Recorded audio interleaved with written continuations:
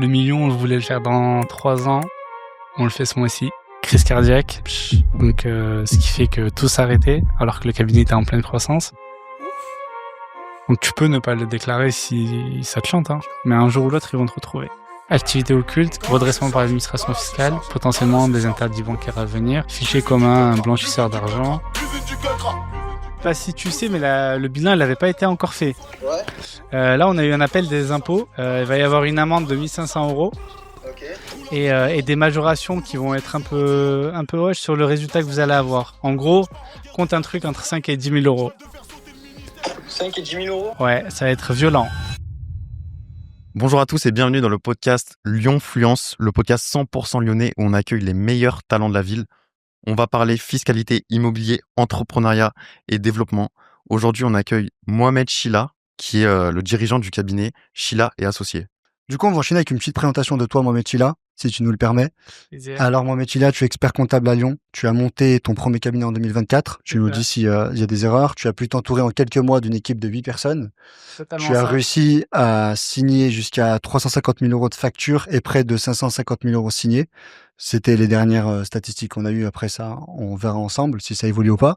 En tout cas, on espère que ça évolue. Son objectif est clair. Tu nous disais lors d'un ancien podcast qu'on a pu voir que tu cherchais à atteindre le million de chiffre d'affaires d'ici les 3 ans qui arrivent. Un parcours qu'on trouve inspirant, surtout rapide, parce que tu as fait ça depuis 2024. Et l'objectif, c'est d'en savoir un peu plus sur toi, sur ton parcours lors de ce podcast. Comment tu vas, Mohamed Chila? Écoute, merci beaucoup Emre, merci beaucoup Cyprien. Tout va bien de mon côté. Par contre, Emre, t'es pas à jour de tes données. Dis-nous tout. On t'écoute. Aujourd'hui, le cabinet compte 15 personnes. Le million, on voulait le faire dans 3 ans. On le fait ce mois-ci. Magnifique. Donc on est en train de péter les scores, comme on dit chez nous, mais Magnifique. mais Magnifique. ça nécessite énormément de travail et de discipline sur ça. Magnifique. Je pense De toute qu'on va façon, en discuter. on va en discuter, c'est En tout l'objectif. cas, c'est un vrai kiff d'être là, les gars. Avec plaisir. Bah, let's go. On va partir avec des premières questions. L'objectif, ça va être de te présenter. OK. De comprendre aussi, pourquoi tu as choisi la compta. Une première question que je vais te poser. Pourquoi ce milieu-là?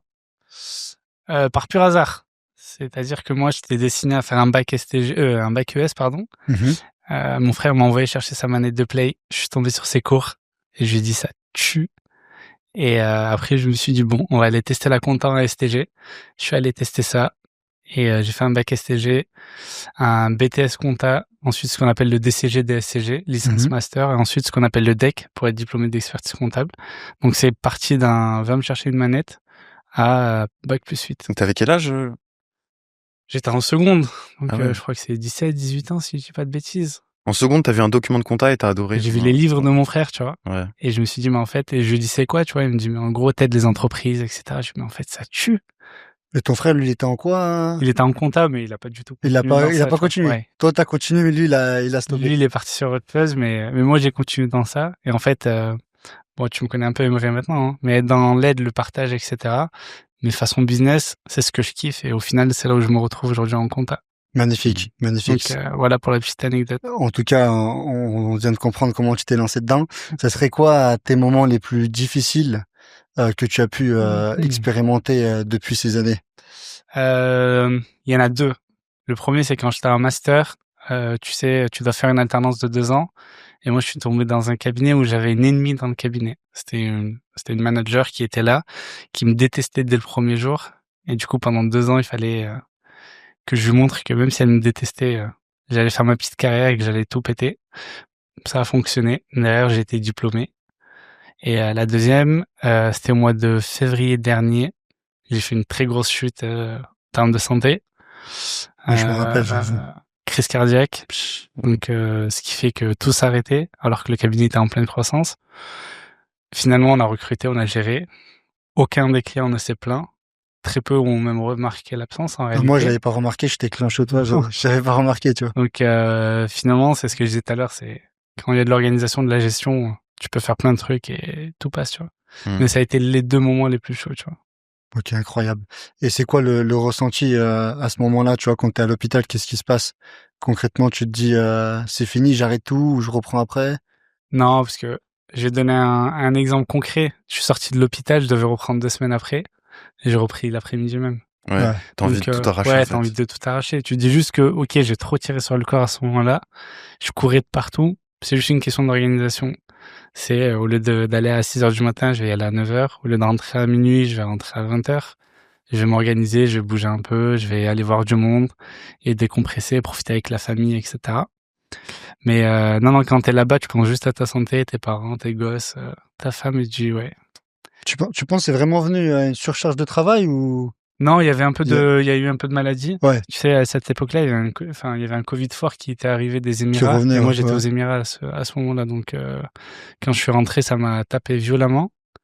Mais il y avait aussi un surmenage. Ok. Tu vois, genre, tous les indicateurs de santé étaient un peu bas. Et ça Ouais, c'est l'hygiène de vie, en fait. Ouais, quand tu marches pas de la journée, c'est un peu délicat. Et que tu manges dehors tout le temps et que tu fais pas du tout de sport, etc. L'hydratation aussi, ouais. Je suis pas quelqu'un qui boit beaucoup. J'étais à l'hôpital pour ça il y a 2 semaines. Voilà. Ok, incroyable. Incroyable. On va enchaîner avec des questions un peu, on va dire, concrètes, exactement, dans le domaine de la comptabilité. Nous, on voulait faire ce podcast avec toi parce qu'il y a beaucoup de personnes qui se posent énormément de questions sur comment créer des sociétés, sur comment gérer une compta proprement, sur quel statut choisir, en fait, tout simplement.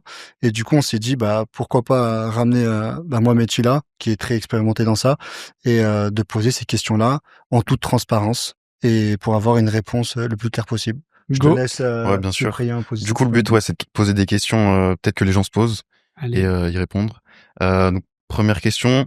En France, quand tu te lances dans l'entrepreneuriat, est-ce qu'il faut mieux se lancer en micro-entreprise ou en SAS direct? T'as plein de stratégies. Moi, ce que je conseille souvent, c'est quand tu veux tester ton marché, tu te mets en micro-entreprise. Ça te permet de ne pas engager des frais pour une création d'entreprise, etc. Tu testes le marché, tu vois si ça fonctionne, tu respectes les obligations, parce qu'on dit souvent micro-entreprise, pas de TVA, facilité, etc. Il y a des seuils, il y a des obligations quand même à respecter.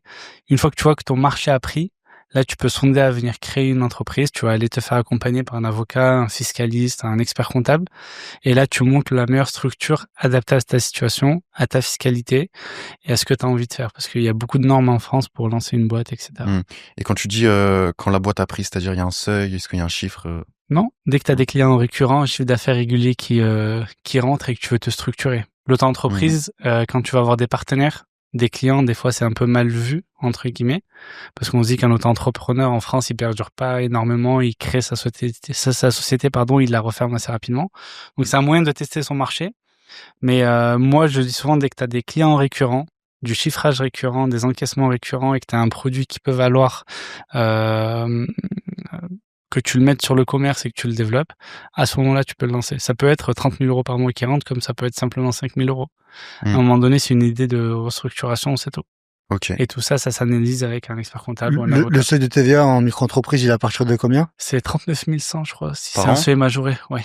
Mais dès que tu le dépasses, t'es soumis et ça suit. Il y avait pas une loi là qui devait passer. Les gens, ils avaient beaucoup parlé de ça. Ouais, mais en France, on est bon pour manifester. Elle est pas passée du coup. Pour l'instant, elle est décalée. Ok. Mais elle n'est pas passée. C'était quoi, 25 000? Ouais. Ok, très bien. Donc pour l'instant, non. Il y a des secteurs d'activité où tu recommandes pas du tout la micro-entreprise, ou vraiment peu importe le secteur d'activité, la micro-entreprise fait l'affaire pour démarrer son là où quand t'as du stock, c'est compliqué d'aller faire. En e-com, exemple. Ouais, voilà, c'est compliqué d'aller faire de la micro-entreprise. On peut le faire au tout début, juste tester si ça va fonctionner, si tu vends quelques produits, etc. Mais en micro-entreprise, t'as pas de charge. C'est un coefficient que tu reverses à l'URSSAF. Mais par moment, tu vas faire un gros achat de stock pour aller le vendre, et ça, tu pourras jamais le déduire. De ton share. Alors qu'en société, c'est possible. Et en SAS, t'es obligé de passer par un comptable, du coup. Et je vais démystifier quelque chose, les gars, parce que l'expert comptable n'est pas obligatoire. Ah ouais? Ça, c'est un mythe qui existe en France, mais aujourd'hui, l'expert comptable n'est pas obligatoire. La seule personne qui peut être obligatoire, c'est ce qu'on appelle un commissaire aux comptes. C'est celui qui va un peu contrôler les comptes et auditer certains comptes à partir d'un certain seuil de chiffre d'affaires, de total de bilan et de nombre de salariés. L'expert comptable n'est jamais obligatoire. Par contre, si tu veux faire appel à un comptable, ça doit obligatoirement être un expert comptable inscrit au tableau de l'ordre et du coup qui a son diplôme, mais qui est surtout inscrit au tableau de l'ordre. Okay. Ce qui fait que tu peux avoir une boîte qui fait 3 millions et pas d'expert comptable parce que soit tu as la compétence pour faire tes déclarations. Il y en a, ils le font eux-mêmes, ouais. Il faut juste avoir la compétence. Mais ça prend du temps, non? Ça prend, bien sûr. Il faut simplement se dire qu'un expert comptable, il fait 8 ans d'études. Ouais, oui. Donc, toi, t'as peut-être fait 8 ans d'études, mais dans un autre domaine où t'es compétent pour gérer une boîte. Mais il faut savoir gérer une boîte, donc leur comptabilité, gérer la fiscalité, donc les TVA mensuels, faire le bilan en fin d'année qui nécessite des travaux, et ensuite avoir les relations avec l'administration fiscale. Et les relations, c'est de la compétence, mais aussi beaucoup d'humain. Savoir comment ils fonctionnent, comment leur répondre, comment s'adapter à certaines situations. Et mais pour répondre concrètement, l'expert comptable n'est pas obligatoire. Et ça prend beaucoup de temps, non, à faire ces déclarations, tout ça. Si on prend un exemple, une boîte dans l'e-commerce qui va faire 1 million d'euros par mois, pour mettre à jour sa compta, faire la TVA, etc., faut compter environ 4-5 heures. Ok. Pour dédié juste à ça. Ouais, voilà. Ok. Pour des personnes qui sont expérimentées. C'est-à-dire que c'est un collaborateur qui va traiter le dossier, qui connaît les comptes comptables, qui sait comment fonctionne la fiscalité, etc. Quelqu'un qui ne sait pas, un entrepreneur, il est là pour ne pas gérer d'administratif ou gérer le moins possible. Donc quelqu'un qui ne sait pas, un gars qui fait 1 million de CA, il va devoir passer plus de temps dans la partie administrative, moins dans l'opérationnel. Donc naturellement, il va soit moins vendre, soit moins faire de pub, soit moins faire connaître ses produits. Donc il risque de perdre du chiffre d'affaires, des marchés, de se frustrer aussi parce qu'il connaît pas forcément la partie administrative, d'avoir des relances, d'avoir des retards, etc. Et derrière, en fait, la frustration, ça crée que des tensions et c'est pas forcément bon pour son business. Ok. Et du coup, on en vient à la deuxième question. Est-ce que toi, tu penses que dans ton domaine, ton métier, tu seras remplacé par l'IA? Et même si oui, quand, quoi? Remplacer, non, au sens propre. Remplacer certaines tâches, oui. Pourquoi je te dis ça? En fait, il y a beaucoup de tâches qui aujourd'hui sont déjà gérées par l'IA. Ouais, c'est déjà le cas. Si je prends l'exemple de Pennylane, qui est un outil comptable, ils ont intégré l'intelligence artificielle dedans énormément. Ça nous aide énormément pour beaucoup de choses. Par contre, tu peux pas remplacer l'homme en lui-même. Pourquoi? Parce qu'aujourd'hui, tu vas m'appeler, tu vas me demander un conseil. L'IA va te le donner, mais de manière très théorique. C'est pas concret, genre. Ouais, voilà. Et je veux pas m'adapter vraiment à ta situation. Alors tu peux lui donner plein de prompts, l'adapter comme tu veux, etc. Il te donnera toutes les réponses. Mais le côté humain, c'est ce que recherchent aujourd'hui les gens quand ils vont voir un avocat ou un expert comptable. Tu viens dans mon bureau, on va passer sur 1h, 30 minutes à parler de la vie, de tout ce qui se passe, 15 minutes à parler de ton business et 15 minutes à voir comment on peut l'optimiser. Demain, avec une intelligence artificielle, je pense pas que ça arrive. Et tu penses pas qu'il y aura genre un agent IA, tu sais, qui va prendre en compte genre le maximum de données possibles? Tu as un secret? Ouais. Il y a des frérots qui ont une boîte qui s'appelle Ubi. J'ai vu, ouais. Tu vois, donc c'est des frérots que je connais très très bien et qui, eux, ont lancé des agents IA adaptés au cabinet d'expertise comptable. Non pas pour les remplacer, mais vraiment pour adapter certaines tâches, éviter tout ce qui est chronophage, remplacer certains éléments, mais jamais pour remplacer l'expert comptable. Tu sais pourquoi? Parce que l'expert comptable, quand il produit des comptes, il doit y mettre sa signature. Pour y mettre sa signature, il faut 8 ans d'études. Et nous, c'est un métier où il y a un monopole, ce qui fait que personne ne pourra nous remplacer. On peut remplacer des collaborateurs sur certaines parties. Mais sur les tâches chronophages, peut-être, non? Mais demain, l'administration fiscale t'appelle, le collaborateur, il va répondre. Demain, le client a besoin de certaines informations. L'IA pourra lui donner une partie, mais le collaborateur, lui, sera à même de donner plus d'éléments que lui. Peut-être qu'en 2050, ça changera, tu vois. Mais on parlait de la facture électronique, ça fait des années, et ça fait qu'être repoussé par l'administration fiscale parce qu'ils sont pas prêts. Donc les agents IA, ça va être exactement la même chose. Ouais, il y a des choses, en vrai, tu peux pas remplacer comme ça. L'humain, tu peux pas le remplacer. Ce que tu dis, c'est réel, parce que regarde, moi, je suis client dans ton cabinet. Ça fait quoi? Ça fait 1 an, peut-être 2 ans, je sais pas. Un peu plus d'1 an, ouais. Moi, quand j'ai une question, des fois, ça m'arrive d'avoir des questions, je me dis, je vais pas le déranger, je vais aller sur ChatGPT, tu vois. Mais à la fin, j'ai pas ma réponse. Ouais. Et du coup, j'appelle directement le cabinet, tu vois. Parce qu'aujourd'hui, c'est théorique. Mais à terme, enfin, ChatGPT ou d'autres outils, ils seront très puissants pour ça. Mais en fait, tu seras toujours rassuré par la voix humaine qui va t'appeler, qui va te dire oui, là tu peux le faire, non, là tu peux pas le faire. Et ça, franchement, je pense qu'on a encore pas mal de temps dedans. Donc remplacer l'expert comptable ou les collaborateurs, non, mais remplacer les tâches que eux réalisent pour que nous, ça puisse nous dégager du temps pour faire d'autres missions, ça oui. En soi, c'est ce que l'IA permet dans tous les domaines, c'est d'enlever les tâches chronophages chiantes. Ouais. En fait, il faut juste se dire une chose, c'est que l'expert comptable est hyper mal vu aujourd'hui. Pourquoi? Parce que déjà, c'est un métier hyper vieillissant. On se dit qu'on n'est jamais joignable.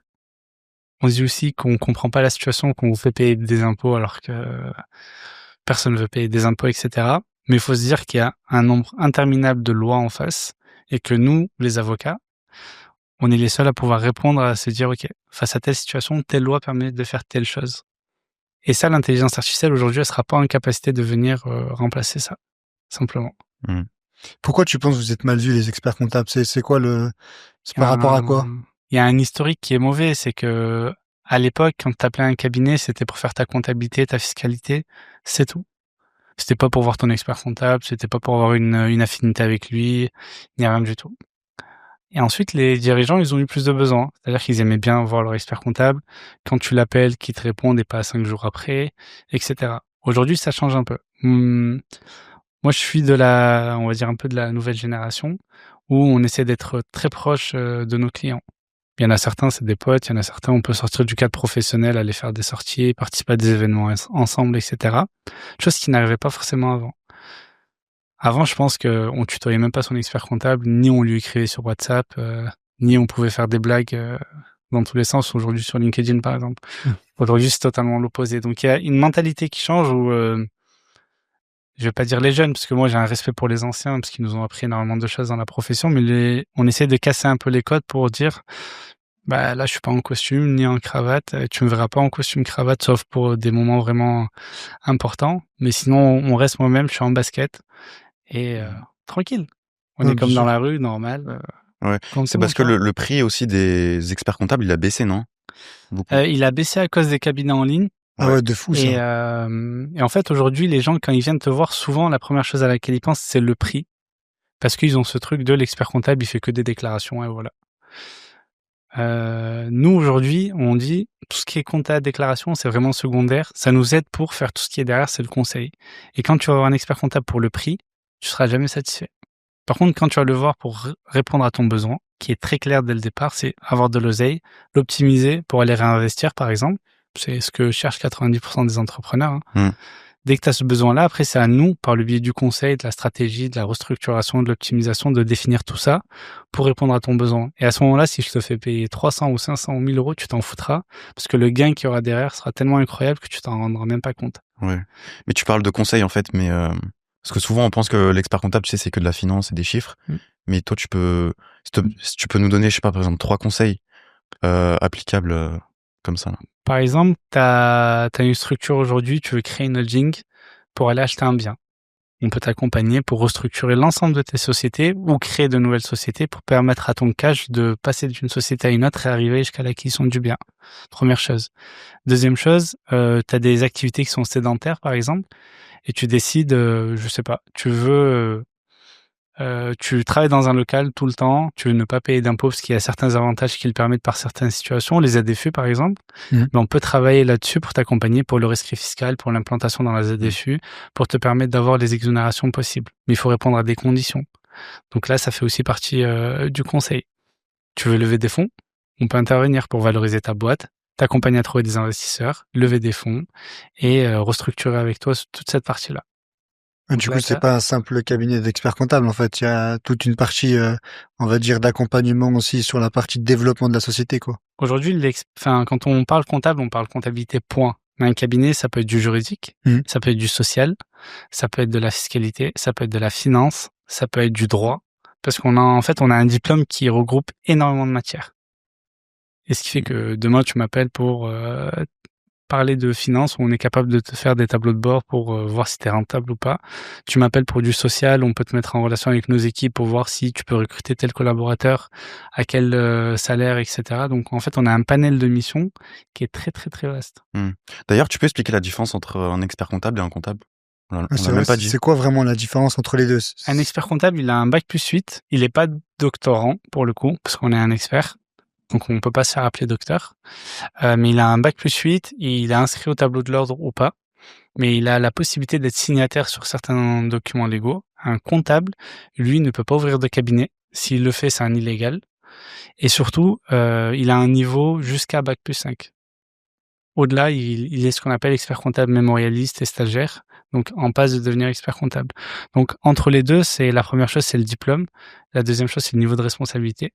Moi, dès lors que je signe un document, donc j'atteste quelque chose, j'ai ma responsabilité qui peut être remise en cause. Un comptable, lui, il a aucune assurance, aucune responsabilité à faire jouer. Du coup, la responsabilité, c'est le comptable, c'est le client qui ramasse, quoi. Non, c'est le comptable. Ouais. Si tu vas avoir un comptable, oui. En fait, quand tu choisis un expert comptable, tu vas sur Internet, tu tapes annuaire expert comptable, tu tapes son nom, son prénom ou le nom de sa société. Et normalement, si elle n'est pas dans cet annuaire-là, c'est pas un expert comptable. Ouais, c'est pas un expert comptable. Donc, tu peux pas passer par lui, c'est un illégal. Enfin, chez nous, Il y en a beaucoup. Ça existe? Ouais, il y en a énormément. Ah ouais? Ouais, il y en a énormément. Tu vas à Paris, ils ont même des plaques tranquilles. Hein. Il y a des commissions. Nous, on dépend d'un ordre. Du coup, c'est quelque chose qui est hyper réglementé. On prête serment également. Mais tu vois, l'ordre, il y a des commissions à l'intérieur, dont une, c'est la commission illégale, qui va aller en fait chasser tous les illégaux. C'est incroyable ça. Parce que c'est des flics en fait qui nous aident à garder notre monopole du marché. Parce que quand tu fais ta déclaration, tu dois pas genre mettre ton numéro ou un truc comme ça. Alors non, parce que les comptables mettent le nom du dirigeant et son numéro. Ce qui fait que c'est toi qui es responsable directement. En fait, ce qu'il faut aussi comprendre, c'est que le dirigeant est tout le temps responsable. Et si nous, en tant qu'expert comptable, on s'est loupé sur quelque chose, en fait, tu vas nous attaquer. Nous, on a une responsabilité civile professionnelle. Et derrière, on a des assurances. Et c'est entre les assurances que ça parle. Du coup, toi, là, exemple, si il m'arrive quelque chose, n'importe quoi dans une déclaration et tout, c'est toi qui es responsable. Je suis responsable de ça. Donc, nous, on va gérer. Et s'il y a des pénalités, mon assurance peut prendre en charge ces pénalités. Et voilà. Et même si c'est le client qui est en tort, genre, qui a pas fait les factures dans les temps et tout? Alors, là, c'est une question d'assurance, encore une fois. Ouais, ok. Donc, nous, on va pas faire jouer notre assurance si toi, t'as pas été droit dans le fait de déposer tes factures, les faire, etc. Mais nous, notre job, avant d'aller qu'il y ait des pénalités, c'est d'aller demander des remises, d'aller négocier avec l'administration fiscale, etc. Un comptable, lui, son objectif, c'est qu'il soit le moins vu possible. Et généralement, il va facturer un peu moins cher, il va se limiter en nombre de dossiers, etc. Donc, comme je disais, nous, à l'ordre, que ce soit à Lyon ou partout, il y a des commissions spécifiques pour ça, mais il faut avoir des preuves, c'est très long pour les retrouver, etc. Ok, très Donc, il faut faire énormément attention. Ok. Petite question pour ceux qui débutent. Est-ce que si tu commences l'auto-entrepreneuriat, on sait qu'il y a pas mal de taxes en France, est-ce que tu peux rien déclarer? Non. Et rester sous les radars un peu? Non. C'est pas possible? Non. Bon, déjà, c'est pas très bien. Premièrement. Mais deuxièmement, il faut savoir que l'administration fiscale et les systèmes bancaires communiquent entre eux. Donc tu peux ne pas le déclarer si ça te chante, hein. Mais un jour ou l'autre, ils vont te retrouver. Tu penses qu'il y a une somme, genre là, je prends un exemple vraiment bateau, tu vois. Tu sais, on en voit beaucoup des jeunes qui se lancent dans le digital, en e-commerce et tout. Si, exemple, le mec, il fait rentrer 2, 3, 4 000 euros dans son compte, étalé sur 2 mois, tu vois, ça craint, tu penses, genre... Oui. Ah, ça craint quand même. Ouais. Pour 4 000 euros, tu peux te faire remonter, exemple? Pour 1 euro, si tu veux. Ah ouais? L'administration fiscale, en fait, dès lors que l'argent rentre, ils ont un droit de regard déjà auprès des banques, etc. Donc pour eux, il y a du revenu qui est rentré sans qu'il soit fiscalisé. Donc il y a un manque à gagner. Mais ils voient sur genre les comptes des mecs plus ils le voient plus pas de en 1000. direct. En fait, ils le voient pas en direct. Oui, il faut faire la demande. Ouais, voilà, à un moment donné, il y a une relation entre les deux.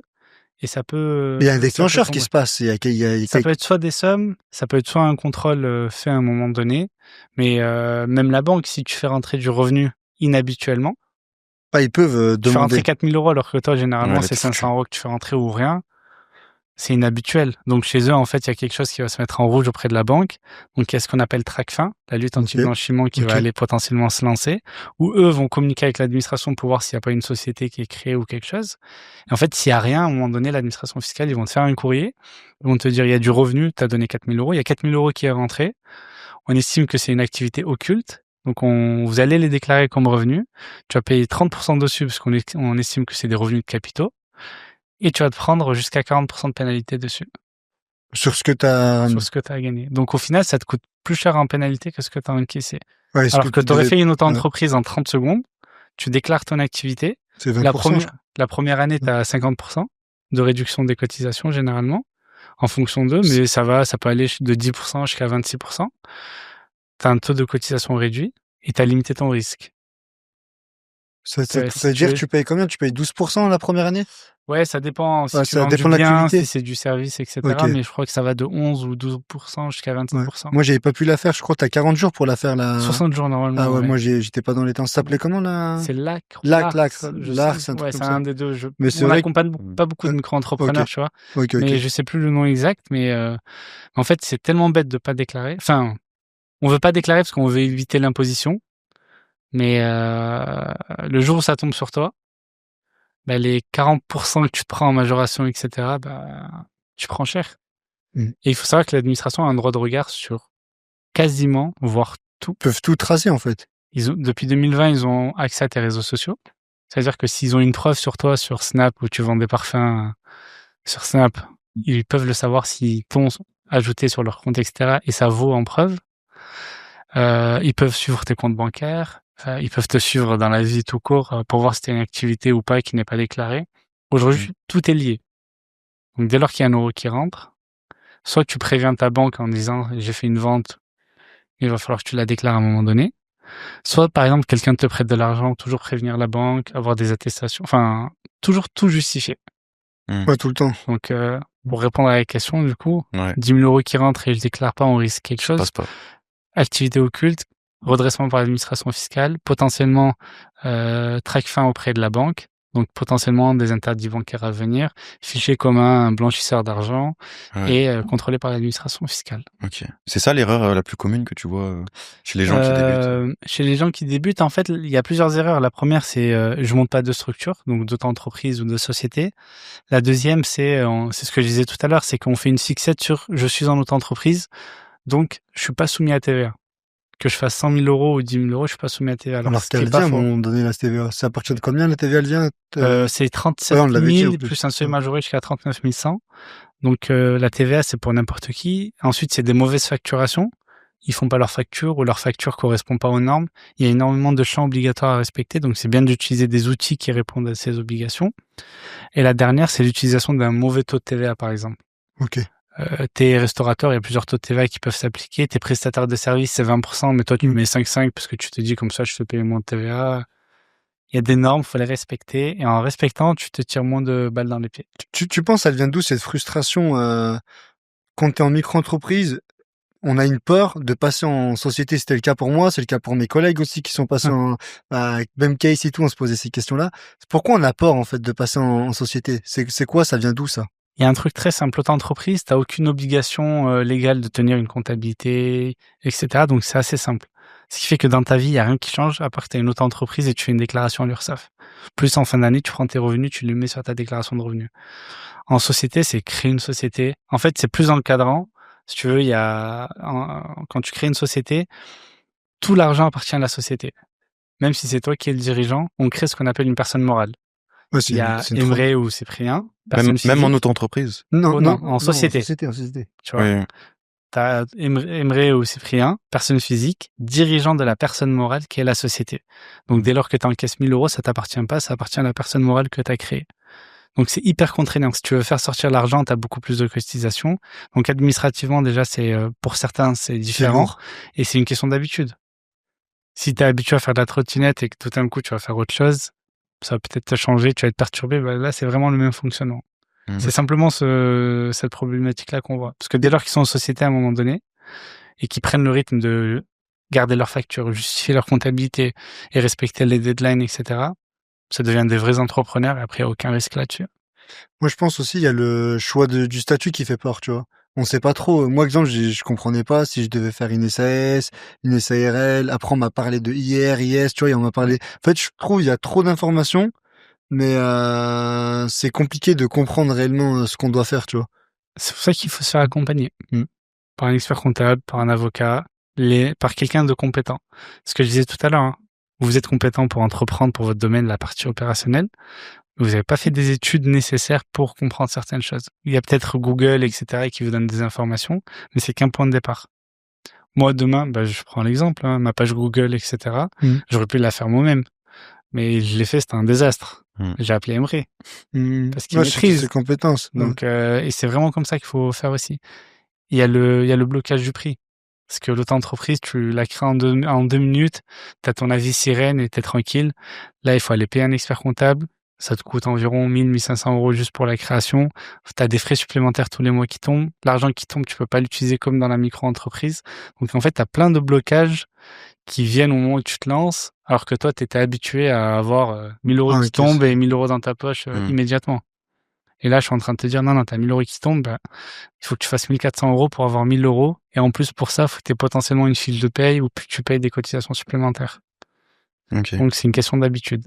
Et est-ce que c'est possible en France de payer 0% d'impôt légalement, bien sûr? Oui et non. Oui, parce qu'il y a des systèmes qui vont te le permettre. La ZFU, les ZRR. 0%? Ça peut aller jusqu'à 0% parce que tu as des seuils d'exonération. Par exemple, en ZFU, c'est 50 000 euros par tête quand tu es à l'IR ou 50 000 euros de bénéfices quand tu as l'impôt sur les sociétés. Ce qui fait que si tu dépasses ce seuil-là, tu es soumis à la fiscalité. Donc, tu commences à en payer, mais en deçà de ce seuil, t'en payes pas. Et idem pour les ZDR, donc dans les zones rurales. ZFU, c'est les zones prioritaires. C'est ça, c'est les zones franches urbaines, ouais. Donc, c'est des zones, en fait, qui, si tu respectes certaines règles, donc que t'es pas sédentaire, que tu travailles sur place la majorité de ton temps, que t'es potentiellement un salarié si toi t'es pas là-bas, et que t'es fait un rescrit à l'administration fiscale pour dire que tu corresponds potentiellement à l'ensemble des conditions et que eux te donnent la validation en amont, eh bien, ça va te permettre d'avoir une exonération jusqu'à 50 000 euros de ton résultat par an pendant 5 ans et ensuite progresser sur les 3 dernières années parce que ça dure 8 ans. Donc, il y a possibilité d'avoir 0% de fiscalité. Mais dans fiscalité, je mets pas TVA. Ouais. Parce que la TVA, dès lors que tu dépasses un seuil, tu seras toujours obligé, ça. Dès que tu dépasses un seuil, tu vas être obligé de la faire. Tu peux même ne pas dépasser le seuil et être soumis à TVA. Parce que tu as beaucoup d'achats soumis à TVA et donc dans ton calcul vente moins achat soumis à TVA, ça peut être aussi avantageux. Ce qu'il est possible quand tu démarres de faire, moi je me rappelle, c'est ce qu'on avait fait, de affranchir la TVA, c'est ça? C'est ça. Franchise de TVA jusqu'au seuil de dépassement. Okay. Et dès lors qu'on dépasse, courrier aux impôts pour dire on va se soumettre à TVA. C'est vraiment adapté à chaque situation. Demain, je prends le cas des e-commerçants ou des personnes qui vendent des produits. S'ils font des acquisitions de produits avec de la TVA et qui revendent avec TVA, on peut les mettre directement à TVA. Un prestataire de service qui a pas de dépenses, qui a juste de la TVA sur son chiffre d'affaires, donc la TVA collectée, on va attendre potentiellement qu'il franchisse son seuil pour le soumettre à TVA. En prestation de service, le seuil il est à combien? 38 000, non? C'est le même pour... en bien, c'est un peu plus, ouais. C'est 37 100 et 39 100, je crois. Mais c'est toujours une étude parce que si tu commences à facturer 1 000 euros et le jour où tu dépasses ton seuil, il faut se poser la question, est-ce que ces 1 000 euros, c'est avec ou sans TVA? Bah moi, c'est ce qui s'était passé. Moi, Est-ce que tu es prêt à perdre 20% de marge, c'est-à-dire diviser ton prix et perdre en marge, ou est-ce que ton client sait que c'est 1 000 euros hors taxe et tu vas lui rajouter 20% de TVA et ça le dérange pas parce que c'est assez neutre commercialement. Mais c'est une question de trésorerie. Est-ce que je paye 1 200 ou est-ce que je paye 1 000?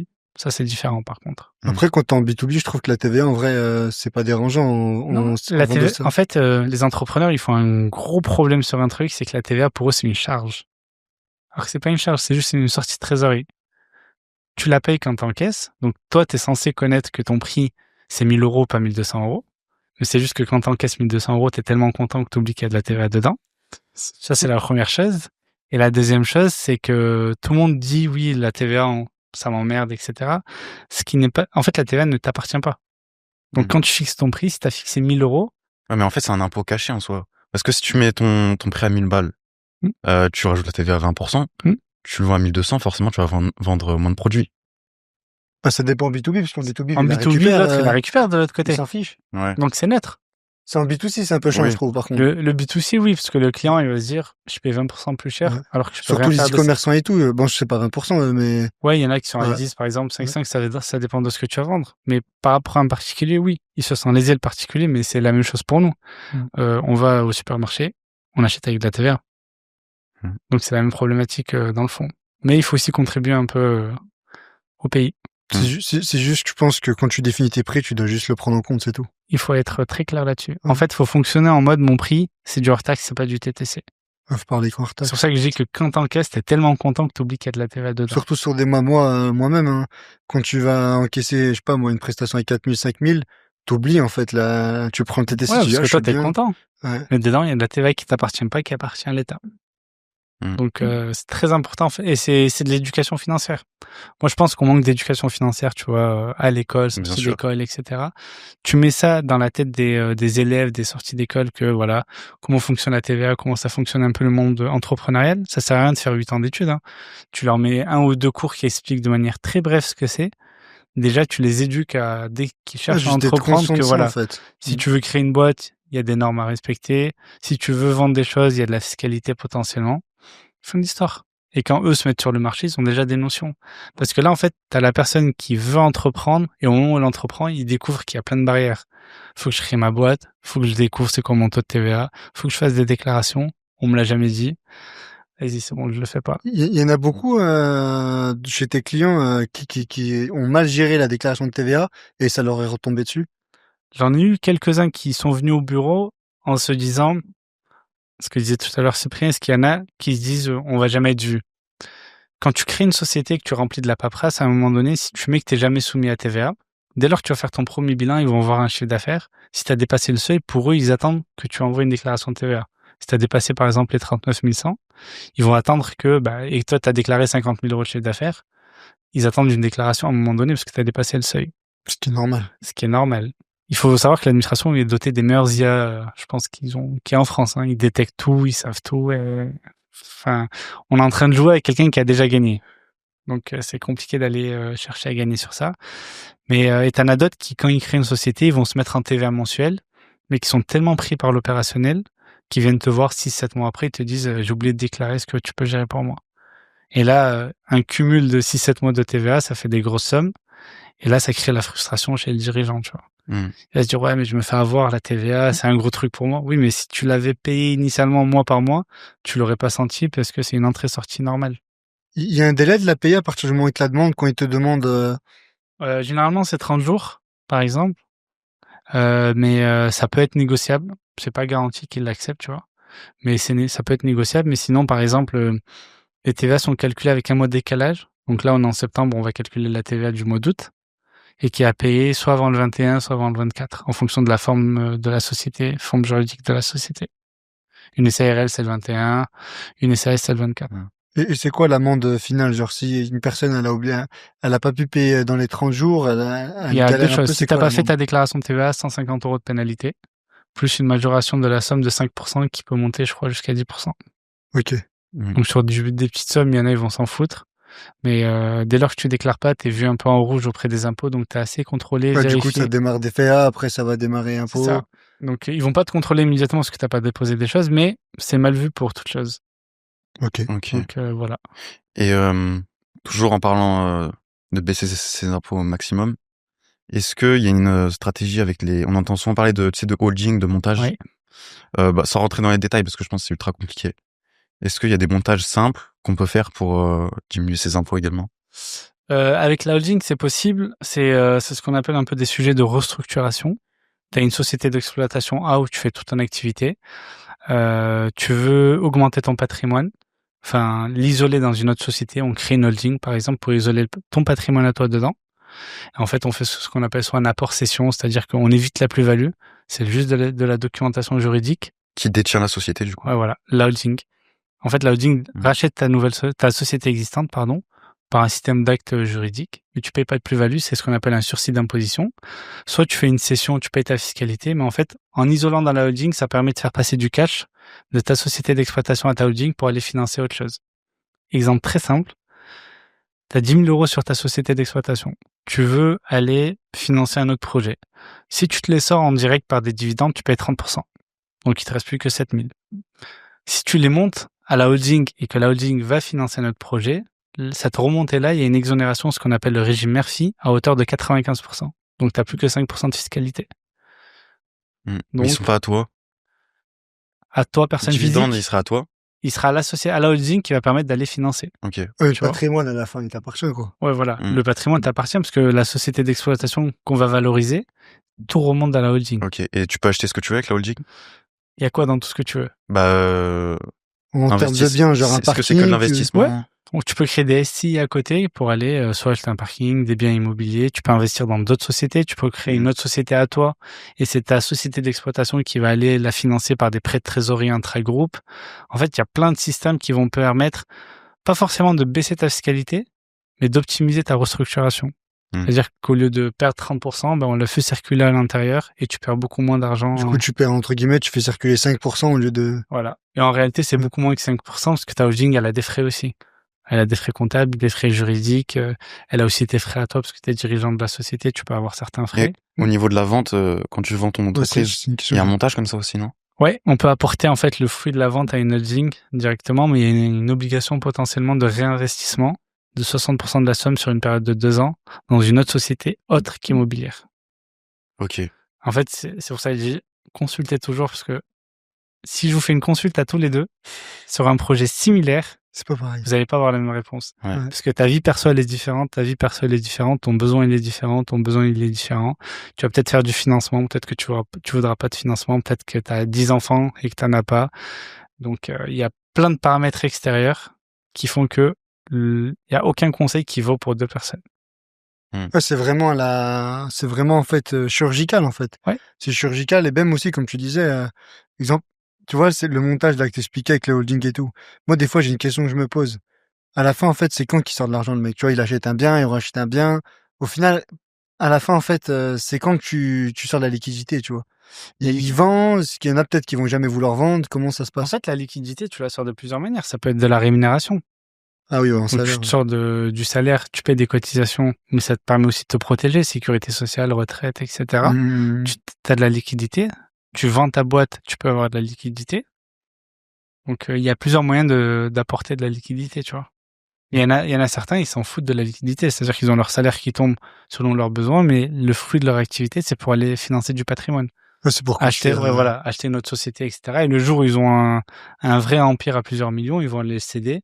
Et là, il y a des enjeux et des montages encore plus spécifiques qui vont se faire. Même pour l'exit, du coup.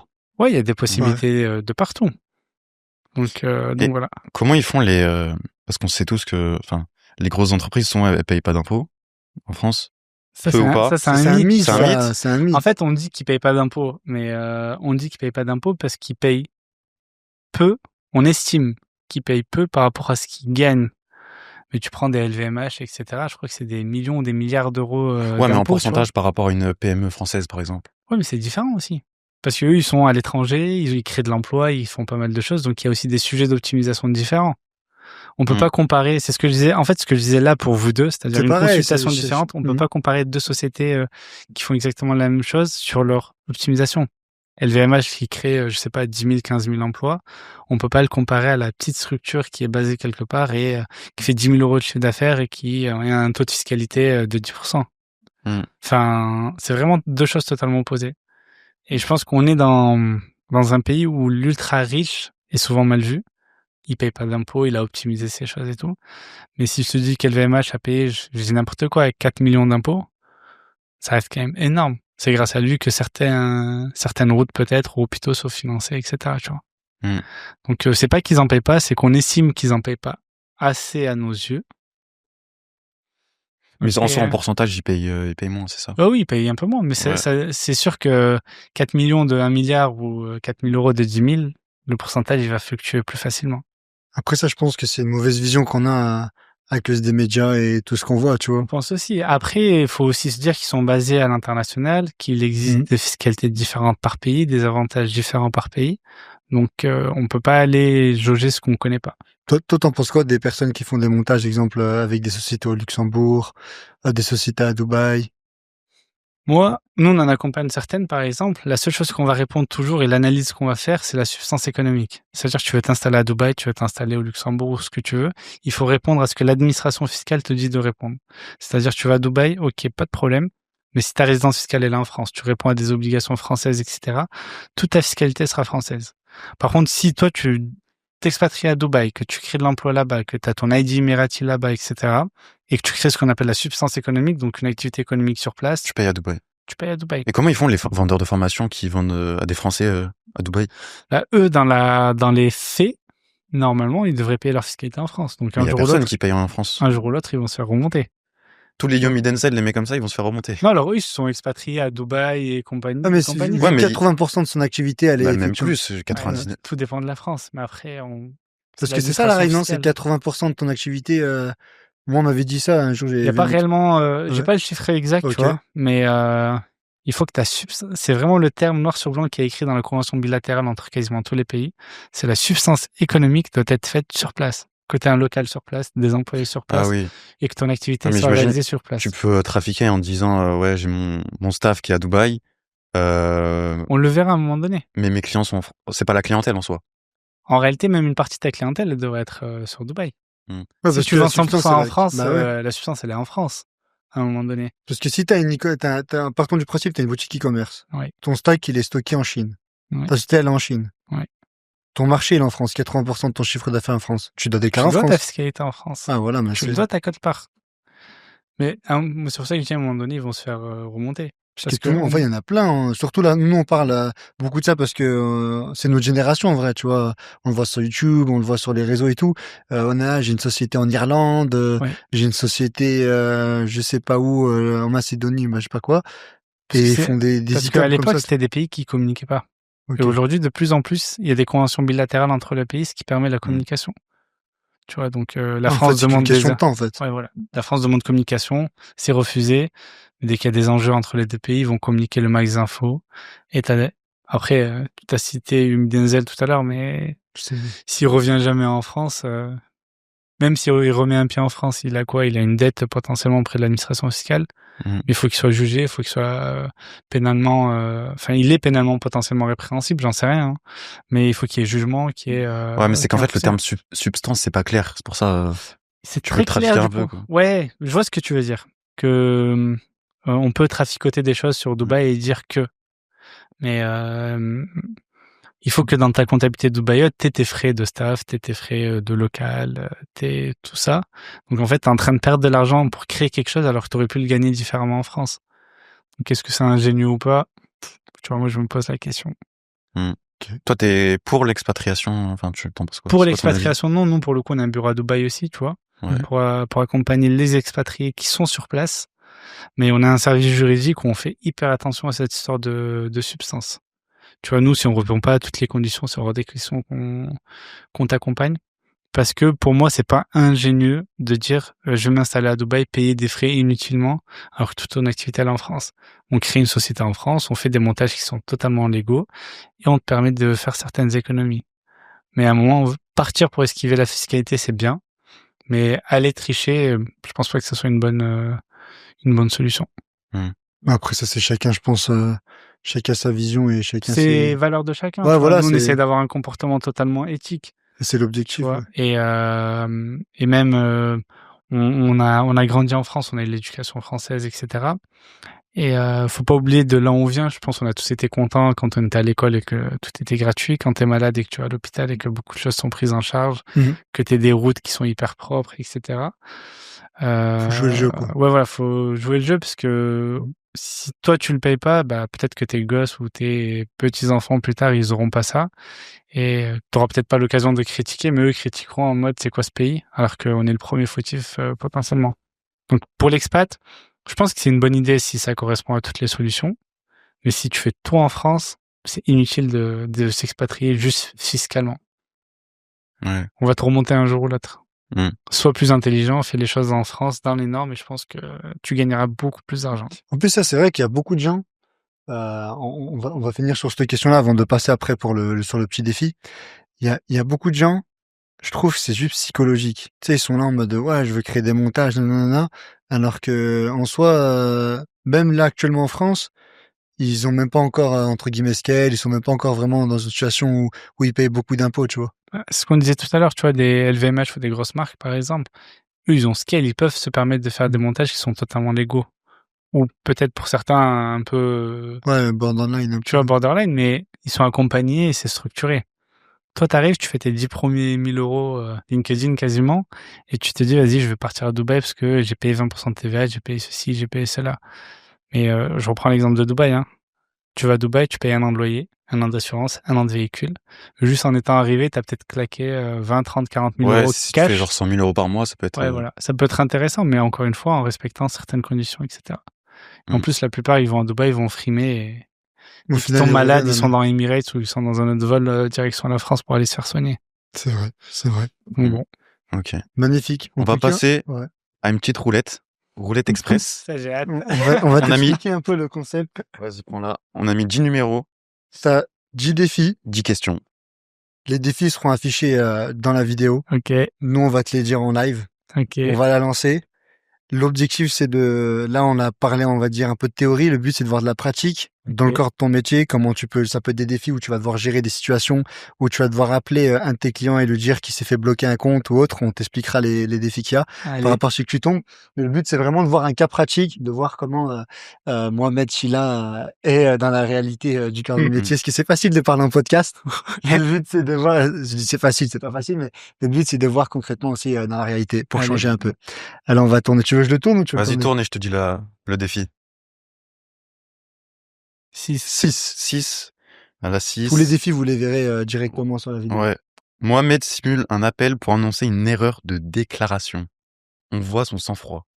Tu vas devoir appeler un client, lui expliquer... Ça, c'est chaud. Tu vas devoir appeler un client, peu importe lequel, lui expliquer que tu t'es loupé sur la déclaration et que du coup, il va avoir des conséquences. Le but, c'est de voir concrètement comment t'annonces ça, comment tu gères cette situation, et surtout de voir un peu ta patience, comment tu vas aussi assumer la faute, parce que là, on va dire que c'est toi qui as fait l'erreur et pas le client, tu vois. J'appelle n'importe qui. Peu importe. T'appelles un client qui est assez. Je vais appeler un jeune. T'appelles un jeune. Un peu sanguinaire. Ah, c'est bien ça. Mets bien dans le micro, s'il te plaît. Badis, salam alaikum. Comme salam, ça va? Ça va, boss? Alhamdulillah, et toi? Ça va, alhamdulillah. Badis, j'ai essayé d'appeler Emre là depuis tout à l'heure, j'ai pas réussi. Ouais, il m'a dit, il est pas dispo là tout de suite. Ok. Juste un problème. T'as vu sur votre société, Noveo? Ouais. Je sais pas si tu sais, mais le bilan, il n'avait pas été encore fait. Ouais. Là, on a eu un appel des impôts. Il va y avoir une amende de 1 500 €. Ok.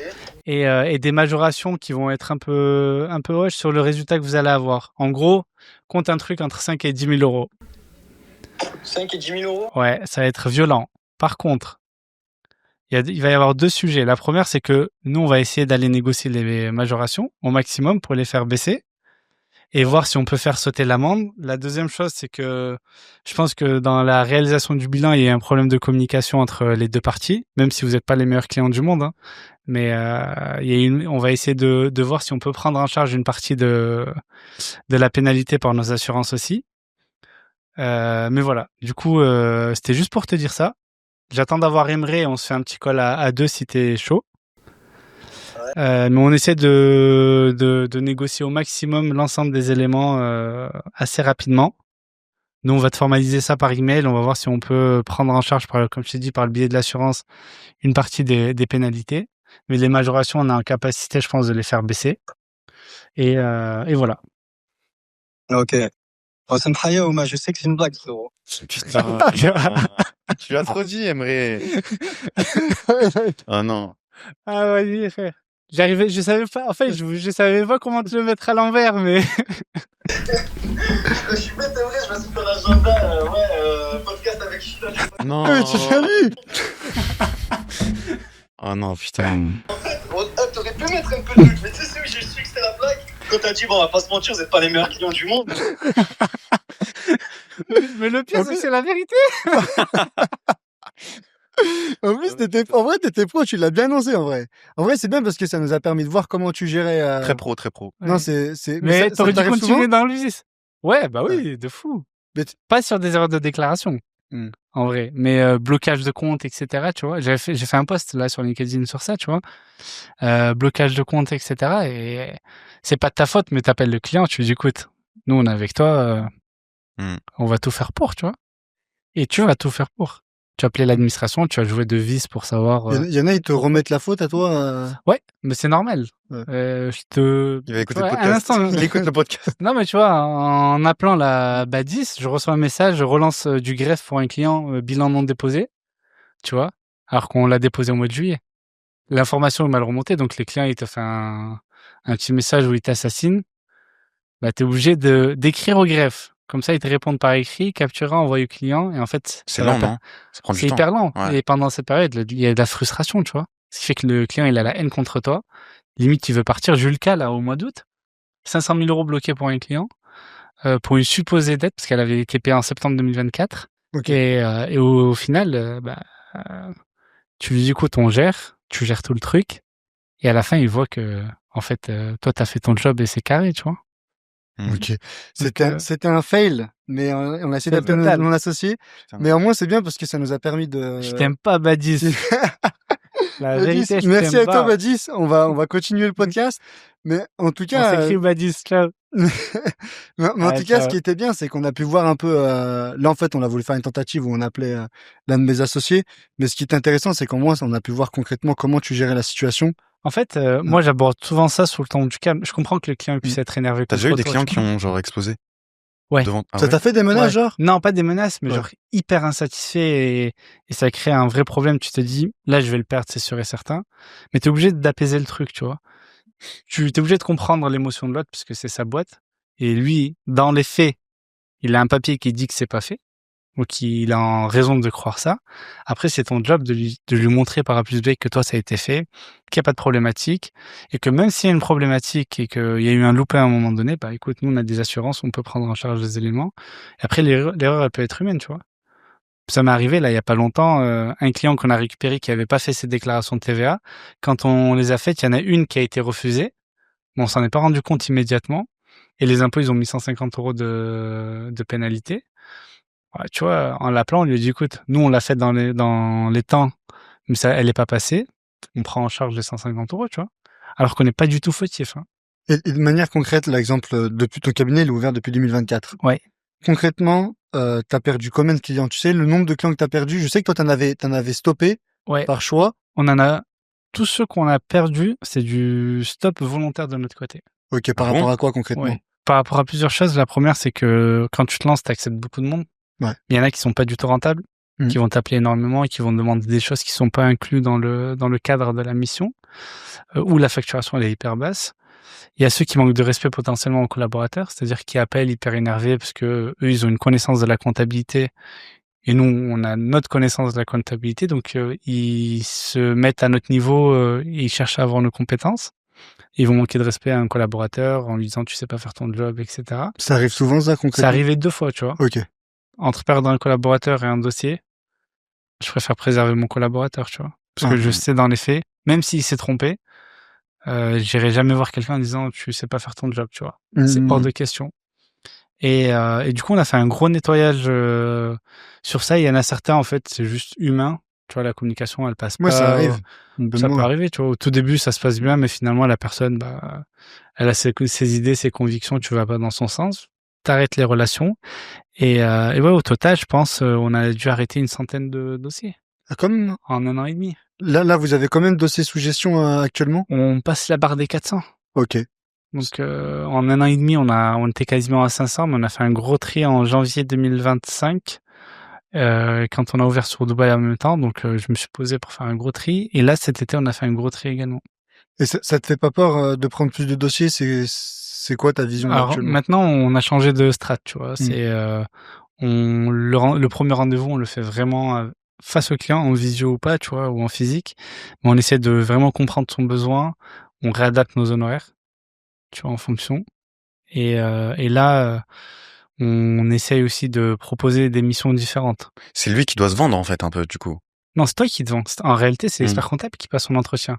Ouais. Tu vois, lui, mais il va après, en consulter toi, plusieurs. t'as déjà dit non en premier entretien? Tu dis jamais non. Tu dis jamais non? C'est mauvais. Tu vois pas les vices dès le début? Si, mais tu dis jamais non. Parce que ça peut être mal perçu, mauvaise réputation. T'aimes l'argent? Non. En réalité, non. Mais tu vas dire oui, mais tu vas lui faire une proposition tellement inacceptable. Ouais, c'est comme ça, tu sais qu'il va pas signer chez toi, il va dire non, mais lui, il est trop cher. Je préfère qu'il sorte du bureau et qu'il dise lui, il est trop cher, que lui, il veut pas me prendre parce qu'il a pas aimé mon projet, tu vois. Parce que la réputation, c'est hyper important. Lyon, c'est un réseau, je vais pas vous toi, c'est ta hein. réputation qui a fait ton succès. Moi, c'est ma réputation, c'est le réseau. Aujourd'hui, on n'a fait aucune pub pour le cabinet, c'est vraiment que du bouche à oreille. On a des clients à du début à aujourd'hui? Ouais. Aucune pub pour l'instant. Les pubs, on les commence là. On vient de faire un gros tournage spot publicitaire qui sort bientôt. Ouais, j'ai vu un peu. C'est légal ça en France? La pub pour l'expert comptable. Ouais, vous avez le droit. Ah bah oui. Alors tant que tu dis, en fait, la pub chez les experts comptables, c'est hyper réglementé. Tant que tu dis, tu dis pas, je suis le meilleur, je suis meilleur que un tel, etc. Faut vraiment respecter des normes professionnelles. Mais nous, le spot, c'est vraiment une présentation du cabinet, tu vois. C'est moi qui parle, les équipes en train de bosser, etc. Et l'idée, c'est vraiment aller taper chez des clients un peu plus gros pour pouvoir gagner en qualité, tu vois. En fait, plus le client est gros, c'est pas moins t'as de travail, c'est que moins il te dérange. C'est-à-dire que tu le vois beaucoup moins dans l'année.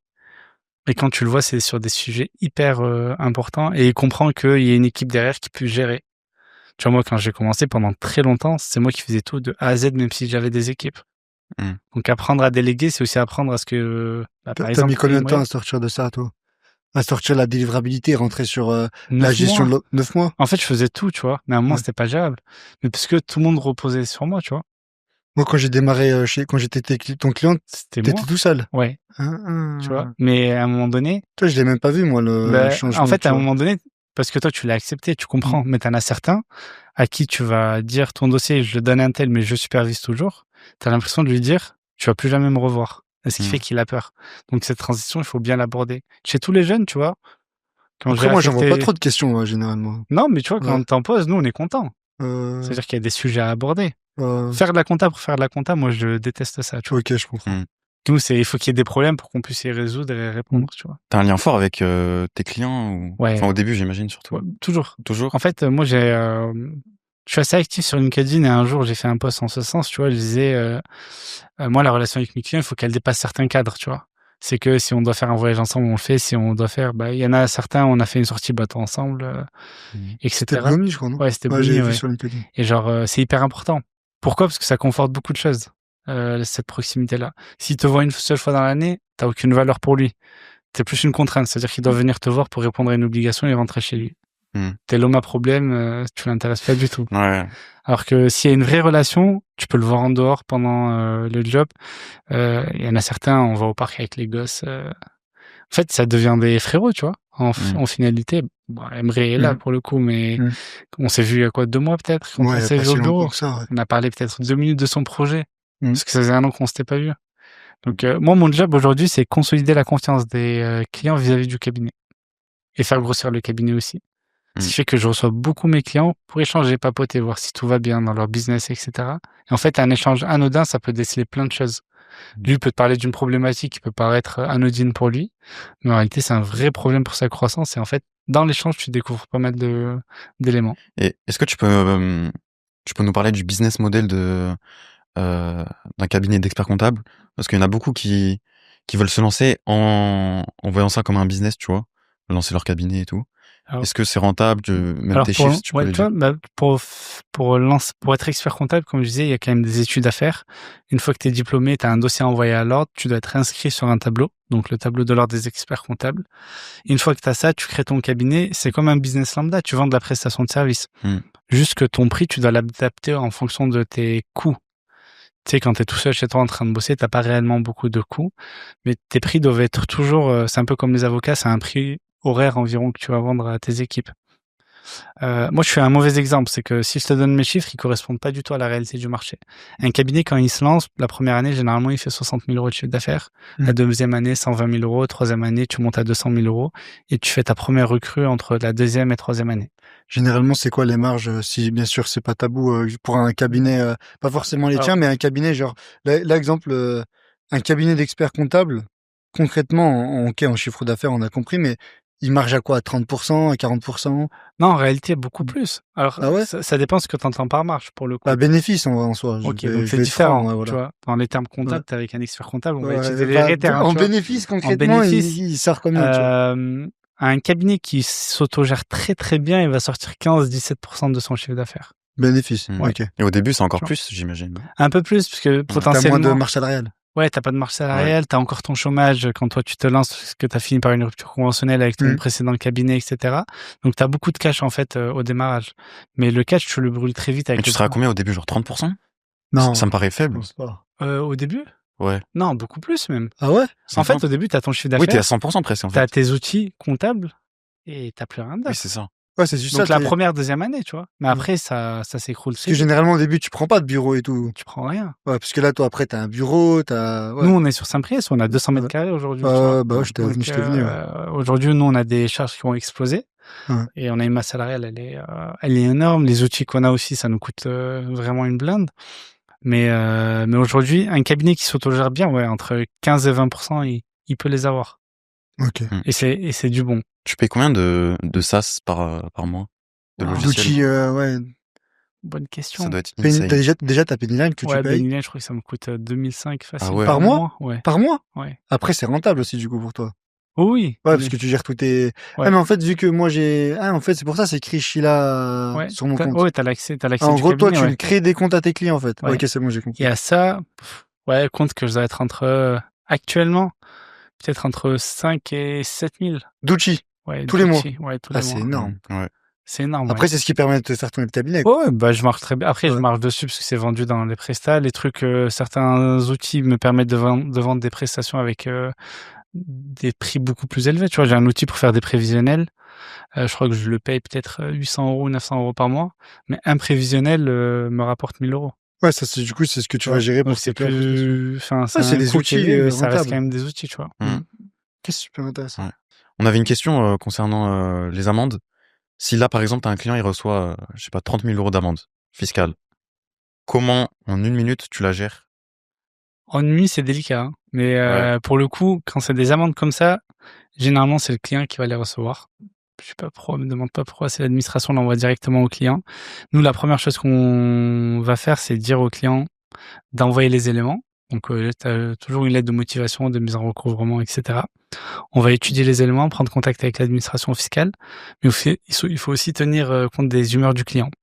Donc, on va quand même le convoquer au bureau, essayer de le rassurer et voir ce sur quoi ça tombe. Et une fois que tout ça est étudié, nous, on a une équipe juridique, par exemple, en interne. On va prendre en main tout le dossier. Et à la fin, si c'est vraiment un loupé de notre part, pour le coup, nous, on a une assurance professionnelle qui va prendre en charge. Tu payes tout? Ouais, la totalité. Mais il faut assumer aussi face au client parce que ça, il y a une perte de confiance. Donc, en fait, c'est beaucoup de relationnel, d'explications, de faire comprendre de manière très simple ce que c'est, sans mentir, parce que si t'as loupé, t'as loupé. Mais généralement, quand c'est des amendes qui vont être élevées, c'est plus qu'un loupé, tu vois. Un loupé, c'est 150 €, 1500 € max. 30 000 €, C'est quoi la plus grosse amende? Là, depuis 2024, que tu as payé. Moi, jamais. Ok, Et là, eux? le C'est cabinet. 150 €, Ouais. l'histoire de tout à l'heure, et encore l'administration fiscale, finalement, Et tes on clients? leur a expliqué les faits, ils ont annulé, tu vois.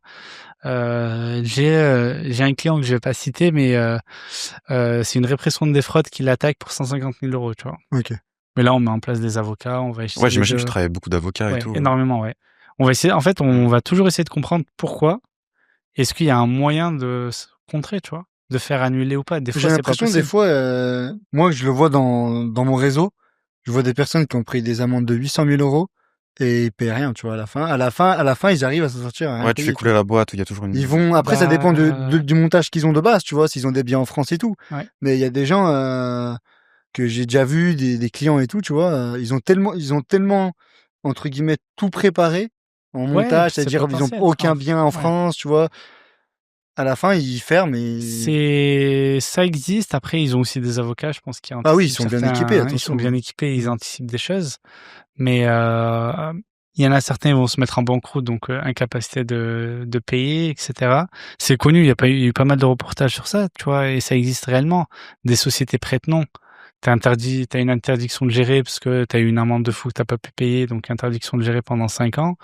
Et ils vont utiliser des prête-noms, etc. Ouais, C'est pour ça que nous, expert comptable, quand on signe un dossier, on te demande ta carte d'identité, on s'assure que ça soit bien toi qui gère la boîte, parce que c'est une obligation. Nous, on a des questionnaires à remplir quand on signe un nouveau Mm. dossier. Il faut qu'on voit ton visage, on voit si tu corresponds réellement à la carte d'identité, au prénom qu'il y a dans les documents. Enfin, c'est tout un jeu auquel il faut répondre et respecter. Toi, là, tous tes clients, tu les as tous vus au moins une fois. Tous au moins une fois. Ou en visio, En ou... visio ou en physique, on s'assure que les documents légaux correspondent à son nom, sa carte d'identité, que sa carte d'identité, ça correspond à la personne avec qui on a échangé. On va lui poser un tas de questions. D'où vient l'argent? Comment tu gères? C'est quoi tes produits? Etc., etc. Pour juste s'assurer qu'il n'y a pas de blanchiment, qu'il n'y a pas de fraude, il n'y a rien du tout. Et ensuite, on accepte les dossiers. Ok. Donc ça, c'est la version non visible de l'expert comptable, tu vois. Quand on signe un dossier, il y a un temps qui est énorme, dédié à qui est le client, qu'est-ce qu'il fait, est-ce que c'est bien lui à qui on a affaire, etc. Moi, j'ai une dernière question. Après, tu me dirais si t'en as d'autres. C'est quoi réellement la différence entre un expert comptable qui a des notions sur la partie fiscale? Parce que je vois, il y a beaucoup maintenant de cabinets d'experts comptables qui se spécialisent sur cette partie-là, et un cabinet spécialisé, exemple, avocat fiscaliste. C'est quoi la différence entre les deux? En fait, il n'y a pas réellement de différence. Les experts comptables, on a tous toute la même compétence. Mais en ce moment, tu as Kevin Sagné. Bah, du coup, tu avais vu un de ses podcasts qui fait beaucoup sur la spécialisation. En fait, la spécialisation, c'est quoi dans ce domaine-là? C'est, moi, je suis expert comptable, je maîtrise bien les avocats et je vais prendre tous les dossiers. Mais par contre, ma com, et je vais faire en sorte de récupérer que des avocats Ouais, c'est toi qui vas dans les mes gérer. clients. Voilà. Et en fait, si tu as que des avocats, tu vas faire la même chose sur tous les dossiers. Parce qu'aujourd'hui, un dossier e-commerce et avocat, c'est deux choses totalement différentes à traiter comptablement parlant. C'est deux régimes de retraite totalement différentes, c'est deux manières de comptabiliser totalement différentes, etc. Même si la règle de base c'est la même, mais la manière de faire est différente. Donc si je fais que des avocats, Au lieu de signer 5 clients, 5 activités différentes, il faut que j'explique à mes collaborateurs ce que c'est. Si je fais que des avocats, j'explique une fois et il saura le refaire sur tous les dossiers. Ce qui fait que tu gagnes en process, tu gagnes en marge, tu gagnes en confiance aussi auprès de tes clients. Si tu es un avocat et que tu sais que je suis spécialisé en avocat, tu vas venir chez moi naturellement. Tu vas pas aller chez un cabinet lambda ou un cabinet spécialisé en pharmacie, par exemple. Donc c'est vraiment... c'est une question de marketing et d'image, tu vois, simplement. Ok, très très bien. Est-ce que tu as une dernière question? C'est tout bon pour moi, en vrai. En tout cas, je tiens vraiment à te remercier. C'était incroyable. La valeur que tu nous as apportée, je la trouve très très puissante. On a essayé de répartir vraiment ce podcast en différentes parties. Vraiment sur la partie des questions de base, parce qu'on beaucoup de personnes veulent créer des sociétés en France, mais on est un peu perdu sur pas mal de choses. Beaucoup de fausses informations qu'on retrouve sur Internet. C'est pour ça qu'on a fait aussi volontairement de poser des questions, exemple sur les sociétés à Dubaï et tout, parce qu'aujourd'hui on est confronté à ça. Hein. Surtout, je parle pour les gens de mon âge, 24 ans, 25 ans, qu'on veut créer une société. Même avant d'encaisser, les gens ils te disent fais ça en Irlande. C'est-à-dire, on a beaucoup de fausses informations. Nous, on voulait éclaircir ça. Tu nous as très bien éclairé là-dessus, tu nous as très bien renseigné. Je tiens vraiment à te remercier. Est-ce que tu as un dernier mot où on peut te suivre sur les réseaux? Est-ce que tu as des réseaux sociaux qu'on mettra aussi directement sur la description? Déjà, merci à vous les gars, c'était incroyable. Merci à toi. Pour l'invitation. Moi, la seule chose que j'ai à dire, c'est faites-vous accompagner, expert comptable ou avocat, mais faites-vous accompagner. Moi, vous pouvez me retrouver sur LinkedIn pour le coup. On mettra directement les liens. Ouais. Directement, avec plaisir pour échanger. Mais le seul conseil que j'ai à donner, c'est faites-vous accompagner et faites-vous accompagner par une personne en qui vous avez totalement confiance et avec qui vous êtes à l'aise, tu vois. Ouais. C'est pas quelqu'un où tu rentres, tu te sens pas à l'aise, mais tu te dis c'est un tel qui me l'a recommandé, j'y vais.